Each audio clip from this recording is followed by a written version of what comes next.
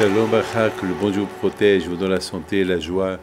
Un petit misement de Télim pour les malades, pour ceux qui sont encore kidnappés, pour la paix qui n'est rassonne, pour ceux qui sont disparus, pour les malades, malheureusement. Shir la malot, Esaïna la Harim, Eyavo Ezra, Ezemem Adonai, aussi Shem Vaaretz. Alitana Gulran Shumran, Elano, Lishan Shum Yesrav, Nashran, Netzra, Yayim Rimam. Hachem Shakek Ababalel, Adonai Shram Korash, Adonai, Ishmot, Satecha Boecha, Me'ata Ve'ad Olam.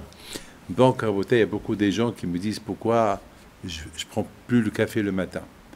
Oh, je ne prends pas le café, mais je prends du thé. D'accord? Pourquoi? Parce qu'il y a beaucoup des madames, beaucoup des gens vont dire, Rabbi David, c'est pas bon le café, alors je prends le thé. Alors, j'espère que vous n'allez pas me dire ne pas prendre le thé aussi. Alors, mes amis, Rabbi Haim Pito Alav Shalom, avant qu'il a quitté ce monde, il a demandé à mon père. Vous savez que mon père, pendant 40 ans, il n'est pas sorti de la maison. Mon père, depuis qu'il était jeune homme, il n'a pas quitté la maison. Et c'est Rabbi Haim Pito Alav Shalom qui lui a dit, ne quitte pas la maison. Tu restes à la maison, enferme-toi et prie pour Am Israël. Et la guerre, elle a éclaté. Cette semaine, j'ai reçu une personne qui m'a dit que ils ont des papiers, ils ont trouvé des papiers chez eux à la maison, à Essaouira, lorsque les Allemands ils sont venus pour recenser, pour calculer combien des Juifs il y a dans la ville d'Essaouira. C'est-à-dire que les Allemands, ils voulaient même tuer les Juifs d'Essaouira. Ils voulaient les envoyer à Auschwitz.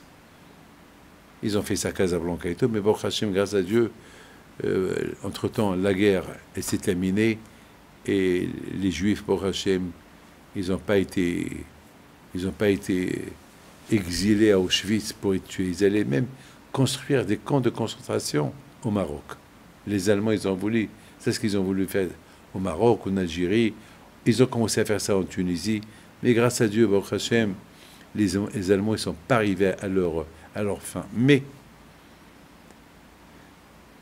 Rabbi Haim Pinto, Alav Shalom, il avait dit à mon père de ne pas quitter la maison, de rester à la maison, de prier. 40 ans. Et c'est ce que mon père, il a fait. 40 ans. Bon, le Maroc n'a pas vu la Shoah, mais on a vu la Shoah ici en Israël. On l'a vu. On l'a vu le jour du Simchat Torah. Et on se pose la question. Qu'est-ce qui se passe? Mes amis, il faut savoir une chose. Jamais on trouvera la réponse. Il n'y a pas de réponse à cette question, parce que de plus que tu vas poser des questions, tu vas avoir encore d'autres questions, et tu n'auras pas de réponse. Plutôt, il faut essayer de trouver, c'est quoi la solution? Ben, la solution, c'est d'être unis. La solution, c'est de faire la paix. Shlom Bayit, même dans les maisons. Être un peu moins matérialiste. Les gens, ils sont trop matériels. Trop. Être un peu moins. Mettez tefilin. Lorsqu'il y a le nom d'Hachem sur nous, alors les nations ont peur de nous. Parce que tefilin, c'est le nom d'Hachem. Vous savez, cette semaine, il s'est passé quelque chose de magnifique. Un enfant qu'il a perdu son père et sa mère et ses sœurs sauvagement assassinés. Et lui, il pleurait.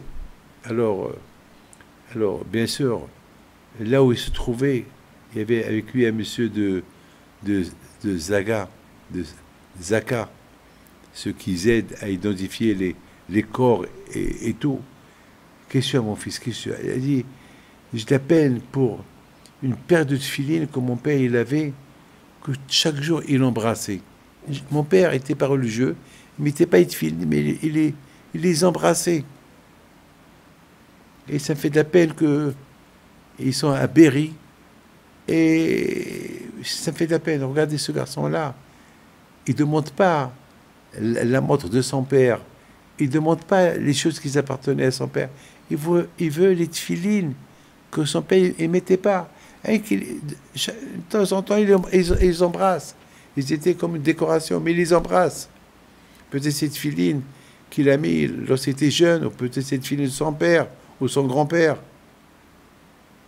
Alors, le monsieur de Zaka, il a dit, je vais tout faire pour te ramener. Parce que cet endroit-là, il est militaire, personne ne peut rentrer, mais avec l'aide de Dieu, je vais te les apporter. Et il lui a apporté.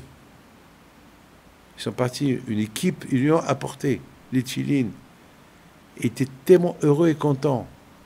Et j'ai commencé à réfléchir. J'ai dit, regarde, le souvenir qu'il a, son fils, cet enfant-là, de son père, c'est pas son visage, c'est la façon qu'il embrassait Tefilin. Alors moi j'ai dit, peut-être, s'il est resté vivant, le garçon, c'est parce que son père, il embrassait Tefilin. Et justement, c'est ça ce que son fils, maintenant il se rappelle. Ça me manque cette Tefilin-là que mon père, il embrassait chaque jour. Mes amis, les Tefilin et le talit, c'est ça que représente Hachem. On met Tefilin du côté du cœur pour que le cœur soit soumis à Hachem. La tête, c'est le cerveau. Et le talit, c'est tout le corps.